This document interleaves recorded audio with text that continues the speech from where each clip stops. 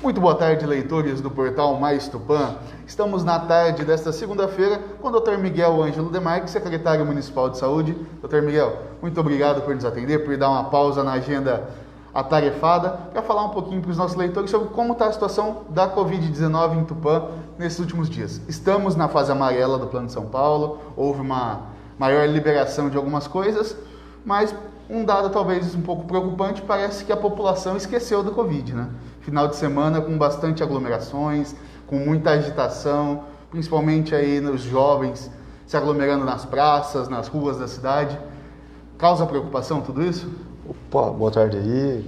Nós estamos aí realmente observando aquilo que nós já estávamos aguardando, né? Nós partimos de um plano que era o plano Tupã, vamos falar assim, né? Que por sinal, olha só que paradoxo, né?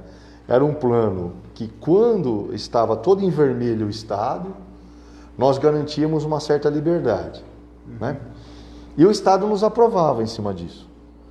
Quando o Estado liberou, ele achou que também deveria liberar aquilo que nós estávamos segurando. Então, quer dizer, foi liberado tudo, praticamente. Estamos num plano amarelo. Plano amarelo, pelo próprio Estado, também não significa que está totalmente livre para se fazer o que quer, né? O que se tem, infelizmente, que, primeiro momento, a população se cansou. Sim. Né? A população se cansou de ficar presa, a população ficou presa em casa, que eu digo, alguns, né? Porque uma boa parte também não ficaram, não seguiu a quarentena.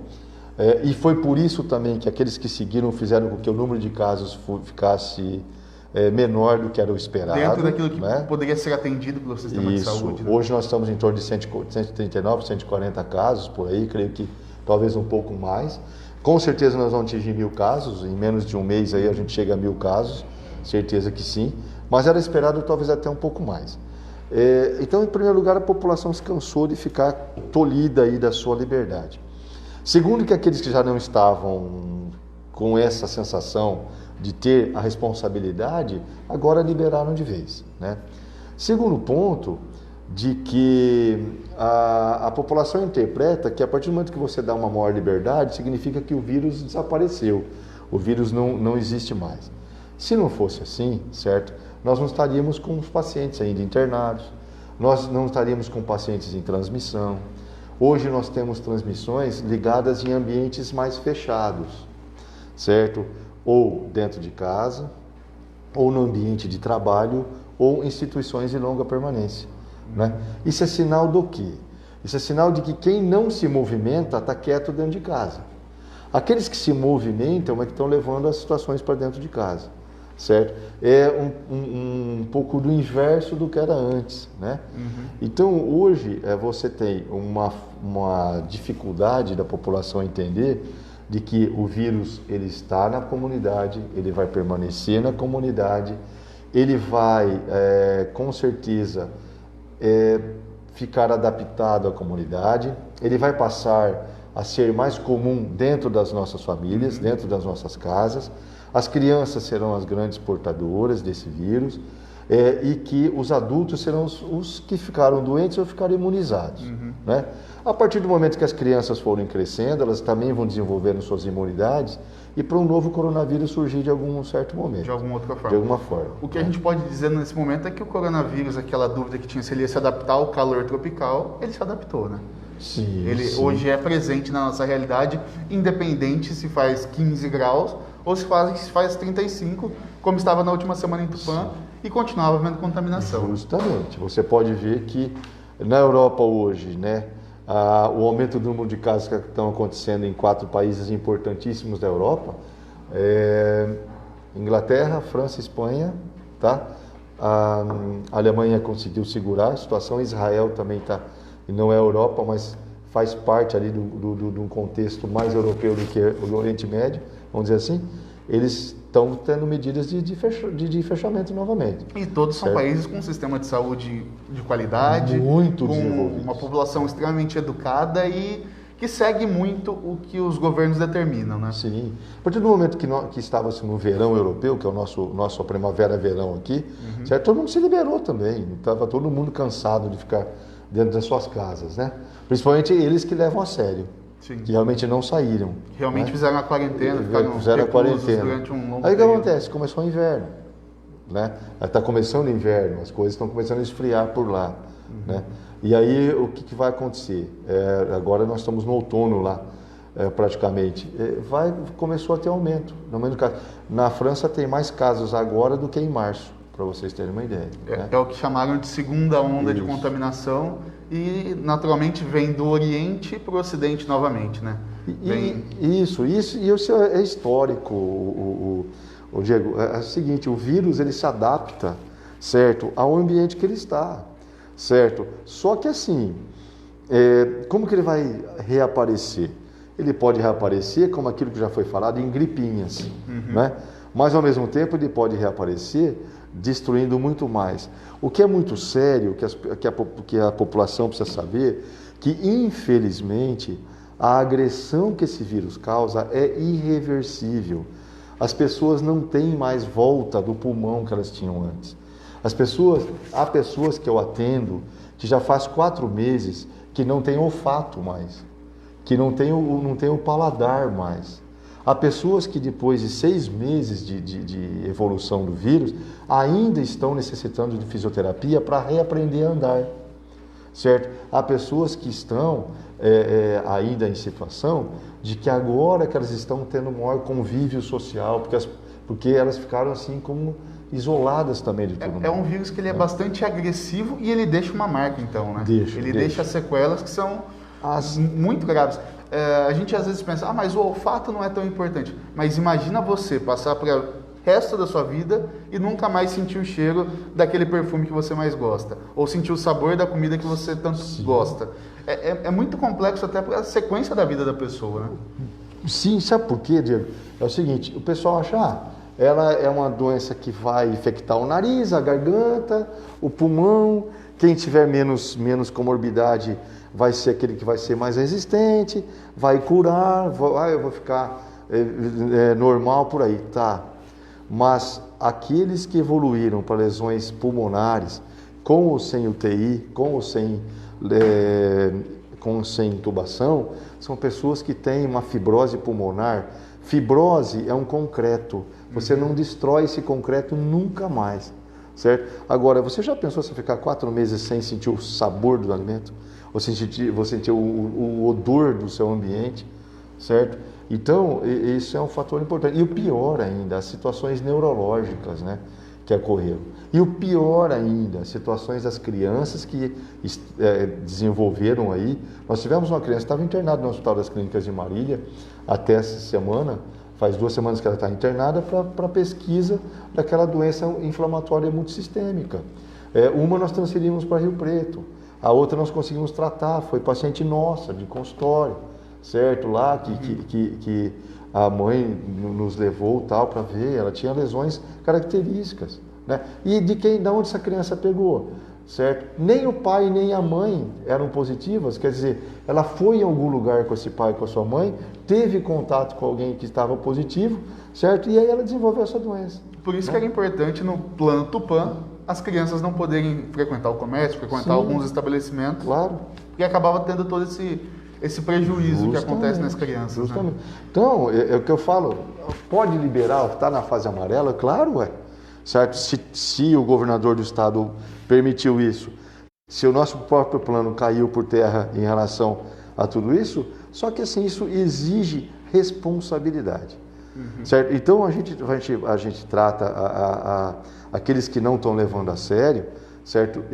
Como uma falta de responsabilidade. Na verdade, como uma irresponsabilidade, uma falta de respeito para com o próximo, certo? E é aqueles o seguinte, claro que eu, jovem, eu não tenho essa cabeça ainda de pensar em responsabilidade, e é óbvio que se eu for saudável, 20, 30, 20, 25 anos de idade, 19 anos de idade, eu vou sair mesmo, eu vou sair sem máscara, eu vou ficar na frente eu passei em todos os locais, certo?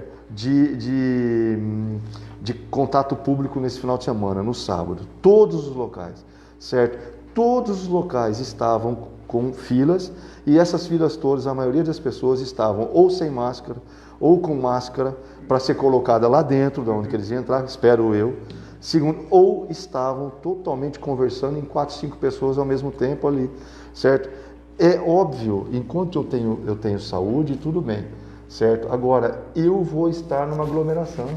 E nessa aglomeração, o vírus pode estar passando, certo? E nesse vírus, ele pode estar chegando até mim, na mesa que está ao lado minha, certo? Aí eu vou para minha casa, 7, 8 horas da manhã eu chego lá em casa, minha mãe e meu pai estão me esperando para tomar café junto comigo, e o que eu faço? Eu vou, tomo espirro e tuço perto deles. Ou então não preciso nem disso. Certo? Só de ficar sem máscara, conversando nessa distância até que nós estamos, a gente já passa, certo? É o que está acontecendo hoje nas situações.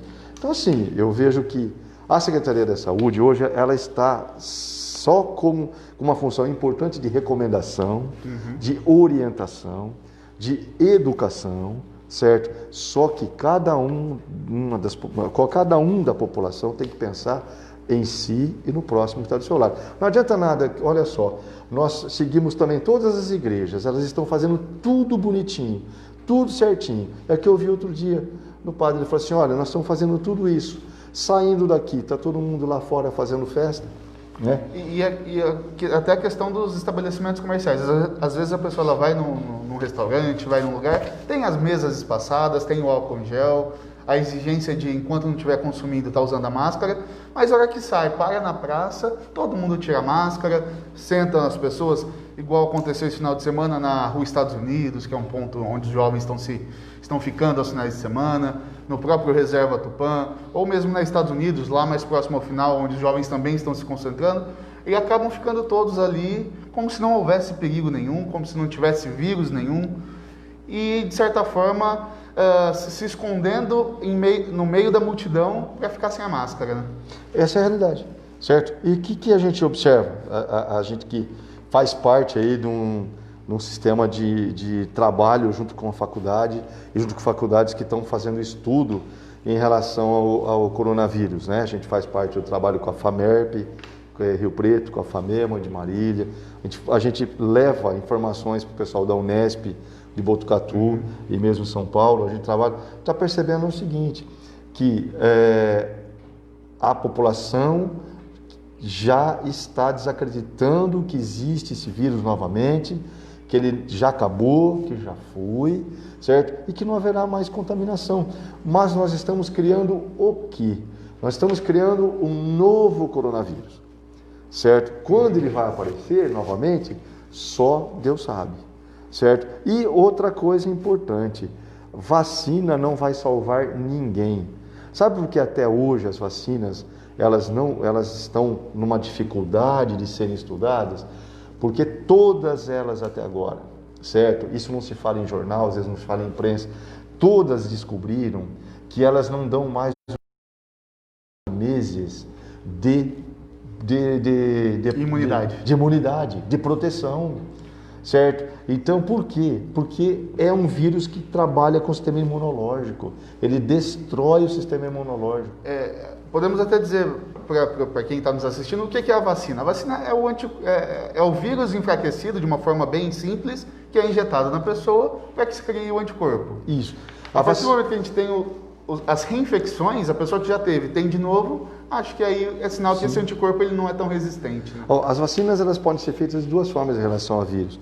Ou você atenua, quer dizer, ou você enfraquece o vírus, né? Uma quantidade que não vai provocar doença grave no indivíduo, mas vai produzir uma resposta. E a vacina com vírus morto. A vacina com vírus morto, ela não é tão eficaz, ela não é muito eficaz, certo? Que é inclusive a que suspeita das vacinas daqueles países que estão dizendo que vão trazer a resposta mais rápido de vacina para nós, que seria agora no final do ano. Mas as vacinas que trabalham com vírus atenuados, certo? Elas passam por diversas situações, inclusive para saber o quanto tempo que elas se imunizam, certo? E um dos grandes entraves, um dos grandes nós hoje é o tempo que essas vacinas, certo? Determinam como imunidade é muito pequeno, certo? Isso é pela AstraZeneca, pela GSK, pela Sanofi, todas elas ligadas ao laboratório mais importante da história, que é o laboratório, a faculdade de Oxford, que está fazendo isso, certo? A gente, sabe, tem contato porque tem pessoas, amigas nossas que trabalham dentro desse local, dentro dessa universidade, nesses laboratórios, e dizem que a situação é essa. E, além de tudo, não se passou a quarta fase. Qual é a quarta fase? É fazer uma disseminação da vacina para muitas pessoas. Então, quando se fala que vai trazer, assim, 100 milhões de doses de vacina para o país, certo? Sabe o que nós vamos fazer? Nós estamos testando essa vacina para quem está produzindo. Ainda seremos cobaias. Sim, certo? Isso é feito com alguns países da América Latina, isso são feitos com muitos países da África, e são feitos com alguns países da Ásia, certo? Aqueles que assim, aceitam a fazer esse tipo de teste, certo? Mas a população não sabe disso. É tido como uma salvação, mas na verdade não passa de um teste para ver se certo, funciona ou não. Porque fica fácil depois eu dizer, não funcionou. Então agora nós vamos para outra fase, para a gente produzir outro tipo de vacina para ver se funciona. Doutor, uma vacina com cerca de 4 meses de duração de imunidade, seria viável uma vacinação 3 vezes ao ano de toda uma população? Como fazer alguma coisa em relação a isso? A prevenção, usar máscara, evitar aglomeração, acaba sendo a única forma de se evitar o Covid, né?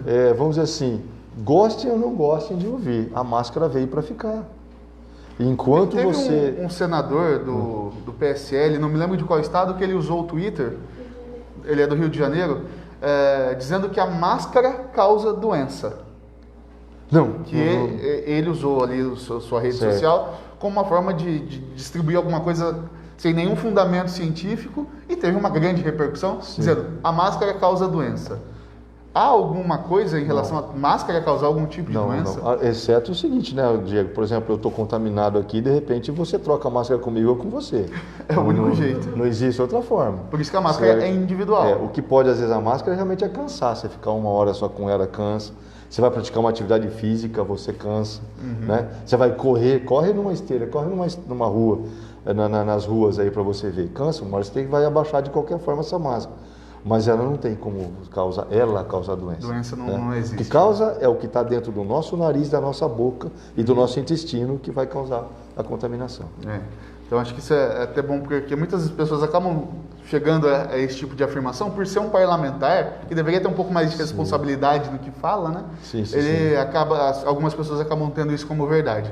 Mas, doutor Miguel, cientificamente dizendo que a máscara em si não causa nenhum tipo de doença. Não tem nem como. E é muito importante a gente frisar nesse momento. Existe uma coisa que se chama fato científico, que foi provado, que foi estudado, que foi esgotado as últimas possibilidades. Sim. Outra coisa é opinião. Opinião não refuta fato científico. Acho que isso é importante todos nós termos isso agora. Só para a gente voltar a 100 anos atrás, né? 100 anos atrás mesmo, que foi 1920, né? Gripe espanhola. Sim. Só reduziu, praticamente chegou a zero, quando colocaram máscara. Certo? E lavaram as mãos. Só. Que era um hábito que não era comum há 100 anos atrás. Tem jornal daquela época que você vê que realmente foi isso que aconteceu, não tem outra forma. Tá? Então, assim, o grande problema é a população se conscientizar da responsabilidade. Ela faz parte de um sistema, esse sistema é um sistema sanitário.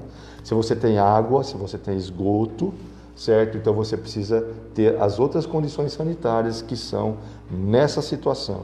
Lavar as suas mãos, usar as máscaras, evitar de retirá-las em locais que você não pode retirá-las e somente retirá-las com segurança perante as pessoas que estão ao teu lado. Doutor, uma dúvida que surgiu também das pessoas que estão nos acompanhando, os clubinhos de futebol, o pessoal se reúne para jogar futebol aos finais de semana, às vezes depois das 18 horas. Dentro dessa fase amarela do Plano São Paulo, é permitido esse tipo de reunião, esse tipo de atividade? Dentro da fase amarela, ele ainda está não permitido, certo? Mas ele nunca deixou de ocorrer, certo? Nunca deixou de ocorrer, isso é nítido e certo, né? Tem a fase recreativa desse joguinho de futebol, Sempre tem um churrasco depois, isso, o pessoal né? bebe uma cervejinha. Famosos jogos depois. às quartas e aos sábados, né? Isso. Aquele pessoal que não faz exercício a semana inteira e resolve se juntar e fazer alguma coisinha e tal, mas Nunca foi permitido. O grande problema todo é o seguinte, certo? Você precisaria saber muito bem como está a sua saúde para você fazer parte disso. Porque num jogo de futebol você vai ter muito jogo de contato, né? Você vai ter muito jogo onde que vai ter rosto a rosto, né? E depois no final da história você vai ter um compartilhamento social da cervejada, da festa, do bate-papo, da conversa, que é óbvio que não vai ter a máscara, né? Você tem que ver. Agora, eu tenho que ser responsável, certo? Eu tenho que saber o seguinte, eu sei de pessoas que estavam isolados por ser comunicantes de pessoas positivas com sintomas que foram jogar bola, certo? E numa dessa pode acabar contaminando todo aquele grupo de pessoas, porque um vai encostando no outro, no outro. No final, os 22 jogadores estão contaminados. O grande problema todo, sabe qual que foi, cara? É cair na situação de que disse assim, o vírus vai se transmitir muito fácil, mas poucos vão adoecer, certo? Como todo mundo, quando os cientistas falaram a verdade, né? Aí o pessoal desacreditou mesmo. Tá, agora esse pouco, se você achar que 840 pessoas doentes no município são poucas pessoas, eu não acho, certo? 34 mortes, 34 mortes aí, também não acho, certo? Porque assim, vocês não sabem como é a morte pelo coronavírus e as consequências psicológicas dessa morte para a família que fica, sabe? Então talvez, isso é muito grave. Quem já perdeu um ente querido sabe que aquele momento de despedida, seja no velório, seja no próprio cemitério, é bastante importante para a elaboração do luto, para fazer essa partida. Sim. Imagine você perder um ente querido e não poder ver quando ele estiver no estágio terminal, não poder vê-lo depois de morto, não poder acompanhar o enterro.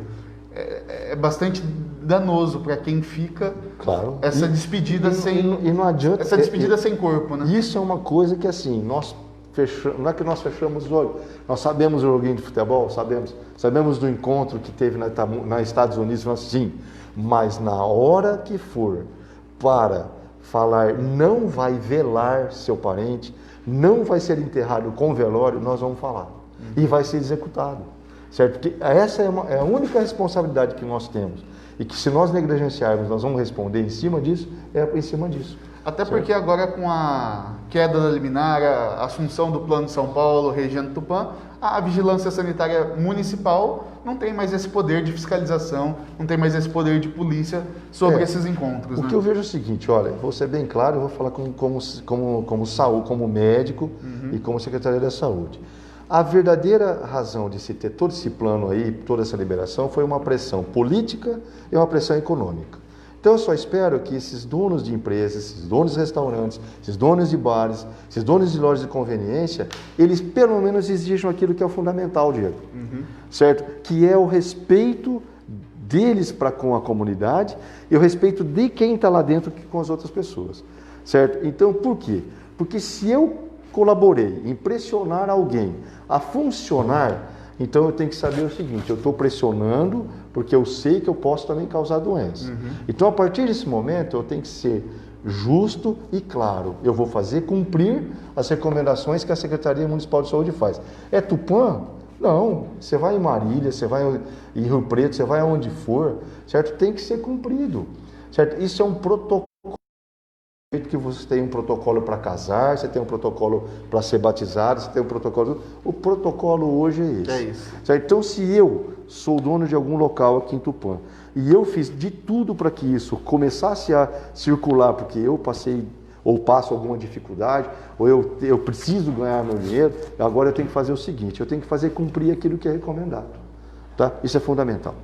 Doutor, só para a gente finalizar, dentro da Prefeitura Municipal hoje temos algumas pessoas que também estão contaminadas, até onde se tem notícias. Será feito algum trabalho de testagem, algum trabalho de sanitização em alguns ambientes da Prefeitura Municipal? Sim, hoje inclusive já foram feitos, né? Nós fizemos hoje 130 exames sorológicos, tá? Do pessoal do Paço Municipal. Às 17 horas está ocorrendo agora a sanitização, certo? Do Paço Municipal. E, ao mesmo tempo, uma recomendação para que todos aqueles que tiverem algum sinal e sintoma, procurem a Secretaria de Saúde, procurem a atenção básica ou a vigilância para que a gente possa agendar outros exames. Hoje foi feito o sorológico, que ele vai fazer uma triagem, certo, de possíveis contaminados. Porém, como a situação começou a semana passada, né, começou em torno de sexta-feira da outra sexta-feira retrasada, então nós temos até 14 dias para observar como que todas as pessoas que tiveram contato com esses 2 casos positivos se vão evoluir, tá joia? São 130 pessoas lá dentro. Alguns nem vão ter ideia de que tiveram alguma coisa. Outros poderão ter algum sinal ou sintoma. Outros poderão ter sinais graves de sintomas. Então é isso que a gente precisa ter uma ideia e fazer um inquérito todo dia, ficar sabendo se as pessoas que estão lá dentro estão saudáveis ou não. Agora, e também a própria população, eu peço agora que quando for ao Paço Municipal, também tem a sua responsabilidade de chegar com máscara, ficar com máscara, usar a máscara lá dentro, certo?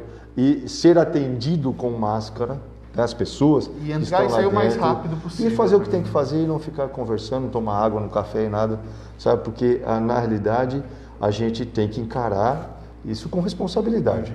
Do mesmo jeito que eu falo, por um restaurante tomar seu devido cuidado, a Prefeitura Municipal também em Tupã tem que tomar esse cuidado. Então é isso aí. Estivemos falando com o Dr. Miguel Ângelo Demarque, secretário municipal de saúde, mais uma vez esclarecendo sobre diversos aspectos da Covid-19 na cidade de Tupã, trazendo também algumas informações do que está acontecendo no mundo e de algumas descobertas ou constatações científicas acerca da Covid, para a gente estar ciente do que está acontecendo. Dr. Miguel, muito obrigado por nos atender, obrigado por falar com a gente na tarde dessa segunda-feira. Sua mensagem a nossos leitores. Eu agradeço a atenção, Diego. Vocês aí sim são muito atenciosos para com a gente e às vezes a gente até vai além do que precisaria estar conversando também com vocês. Mas o negócio é o seguinte, agora, a partir do que nós estamos amarelo, certo? Nós temos que ter responsabilidade. Só vamos ver a responsabilidade do tupanense a partir do momento que nós observarmos que não vão ter casos mais, tá? E que esses casos vão reduzir cada vez mais. E só esclarecendo, doutor, outra informação que a gente conversou antes, caso Tupã tenha um aumento de casos, tem um aumento de contaminação, tem um aumento de ocupação hospitalar, nós estamos na fase amarela. Nós regredimos para a fase laranja ou a gente vai para a fase vermelha? Como que ficou definido isso no Plano São Paulo? Isso no Plano São Paulo está escrito bem com letras garrafais. E não é só Tupã, não, é o estado inteiro. A partir do momento que os critérios epidemiológicos forem todos sendo alterados, inclusive número de casos, internações e ou utilização de UTI, não se volta mais para nenhuma fase intermediária. Ou você mantém fechado ou você mantém aberto. Isto é, do amarelo a gente pode ir para o vermelho a qualquer momento.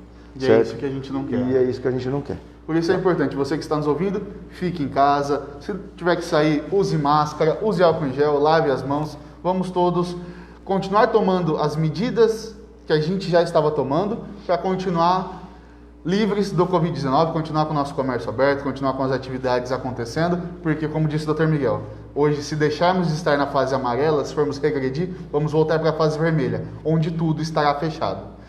Voltamos a qualquer momento com mais informações. Portal Mais Tupã, a informação com qualidade que você precisa.